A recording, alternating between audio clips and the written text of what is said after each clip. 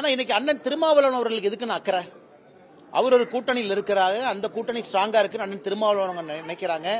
அந்த கூட்டணி மறுபடியும் வெற்றி பெறும்னு அவர் சொல்லிட்டு இருக்கார். ஆனால் அண்ணன் திருமாவளவன் அவர்களுக்கு மற்ற கட்சியின் மீது கரிசனம் என்ன, அக்கறை என்ன? ஏன் அவங்க அப்படி இருந்தா எப்படி? என்டிஏ கூட்டணியில் இன்னைக்கு அனைத்து இந்திய அண்ணா திராவிட முன்னேற்ற கழகம் இருக்கு. அதனுடைய ஒரு தலைவர் பேட்டி கொடுத்திருக்கிறாங்க.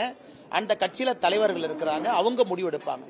வெளியே இருந்து இவங்க எல்லாம் பதறாங்கன்னு என்ன தெரியுதுனாங்கன்னா, எங்க அப்பன் குதிரைக்குள் இல்லைன்னு நம்ம கிராமத்தில் ஒரு பழமொழி சொல்லுவாங்க. அதாவது எங்க அப்பா வந்து குதிரைக்குள் இல்லைன்னா நான் ஒளிச்சு வைக்கல அப்படின்னு. இன்னைக்கு இவர்களாகவே பதற்றத்துல தமிழகத்தில் நிச்சயமாக திமுக தலைமையில் இருக்கக்கூடிய இந்த ஆட்சி நிச்சயமாக 2026 மறுபடியும் வராது என்பது இந்த பதற்றத்தின் மூலமா எனக்கு தெரியுது. அண்ணன் திருமாவளவனுடைய பதற்றம், அண்ணன் செல்வ பெருந்தகையுடைய பதற்றம் நமக்கு என்ன பாடத்தை சொல்லிக் கொடுக்குதுன்னா, அவங்க பதற்றத்தில் இருக்காங்க. வெளியே என்ன நடக்குது, அந்த கூட்டத்தில் என்ன நடக்குது. அதனால இது வலிமையாகத்தான் இருக்கு. இதுல எந்த பிரச்சனையும் இல்லை. இன்னும் 7-8 மாத காலம் இருக்கிறது. ஆச்சி ராயல் குலோப் ஜாமுன் பேக்ஸ் 1 வாங்கினால் 1 இலவசம்.